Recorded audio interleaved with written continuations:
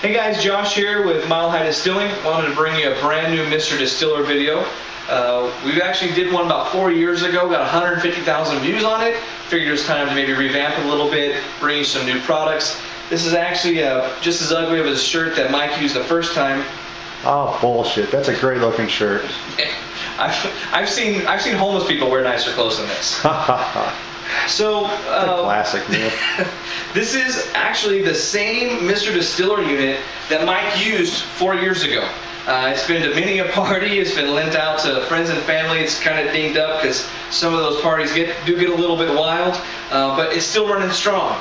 If you own one, or if you are thinking about owning one, you just need to know that this is a workhorse. It's a really solid unit. It's been around and it's still running strong for us. So this Mr. Distiller is really a great unit if you're looking for something that's kind of a set it and forget it, plug and play unit.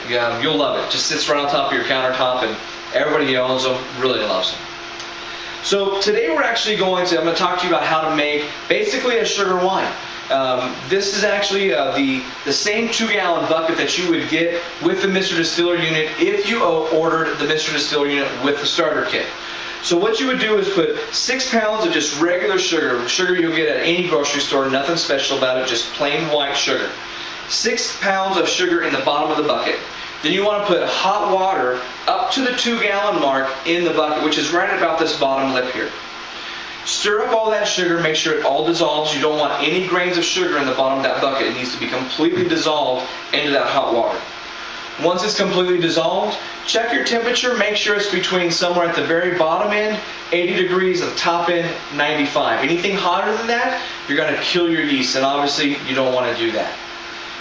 Once you're in between the 80 and 95 degree mark, you'll go ahead and put in your Mr. Distiller yeast and your Mr. Distiller nutrient, and you'll stir it up for right about a minute. Make sure all the clumps are dissolved and that it's just completely clean. Now, before we go any farther, I have to mention this. We've actually had just a few customers call us and asked us this question. Let's start here first. This is 2 gallons, okay? The Mr. Distiller only takes 1 gallon, so this will actually make 2 runs. So that's number 1. Number 2, if you put a gallon of the wash into the Mr. Distiller, you're only going to get out about a quart of alcohol, because it's actually going to produce about 18 to 20% alcohol by volume. If using turbo yeast. If you're using our turbo yeast, correct. So, we've had customers call us and say, I put a gallon of wash into my Mr. Distiller and I got a gallon out. And it's only at 18 to 20% alcohol by volume. What am I doing wrong? Well, the answer is, you're running everything out of your Mr. Distiller. The Mr. Distiller, and any still for that matter, does not make alcohol. It separates it from water. It's vaporizing the alcohol, leaving the water behind. So if you have 20% alcohol by volume in a 1 gallon batch of wash, that means you've got just under a quart. Just under a quart of actual alcohol. So, once you actually distill out a quart of alcohol, unplug your Mr. Distiller. Don't let it continue to run. If you do, you're just going to water down the alcohol. And obviously, you don't want to do that. If you want to do that, you might as well just drink the wash plain. And nobody wants to do that either. Collect your quart of alcohol, turn it on, unplug it, wait for it to cool down, dump it out, and clean it up. I know that's kind of a strange thing to go through, but believe me, we've had the phone calls, we've seen the emails. So, once you take in a gallon and put it in here, you're actually going to turn it on, and it takes about an hour for it to start. Half hour to 45 minutes before you start to see product. About a half hour to 45, you start seeing product. Now, when you do, you're going to actually discard the first shot glass-ish out of the distiller. There's very high chance this has some ethanol in it. You don't want to drink this. Just completely discard it. You don't even want it. As you can see, Mike, if you'll bring that a little closer, you'll see that it will actually begin distilling. Give this a try without getting too... I'm going to try to get really close so you can see what's coming out of the still itself. So you can see it's not like spitting out like a steady stream, but it's not super slow either. Right? You're looking typically right around 2, 3, maybe 4 drops per second. Just like with any alcohol at all, the slower it goes, the better. Okay. Now, we collected some of this over here in our test jar, and we actually got right at about 55% or 110 proof. This is pretty normal.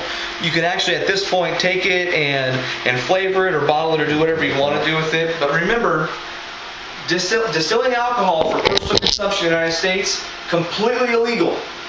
Mike said it best in the very first video. If you put it in your gas tank, you're fine. If you put it in a martini glass, you're breaking the law. We don't want you breaking the law. So, with that being said, we now filter our fuel. So typically what we do is we collect in here about 1 liter at a time. This is this little piece cup here out of our new carbon filter collection system. Comes in 3 parts. Comes with a collection cup as well as the filter unit. The filter unit is actually 2 pieces, which actually includes a carbon filter that's completely replaceable. You can get just a few uses out of each one of these, which is why we sell 10-piece replacement packs. Very easy, very simple, and it does a really good job. You know, we've actually had some of our customers try to complain about how slow these things run, but once again, the slower you go, the better. Let it run and filter slow. If it does that, it's pulling more and more out of it and filtering and cleaning it a lot more efficiently. So what we would typically do is we would maybe we'll just go ahead and collect this here. We pour right in.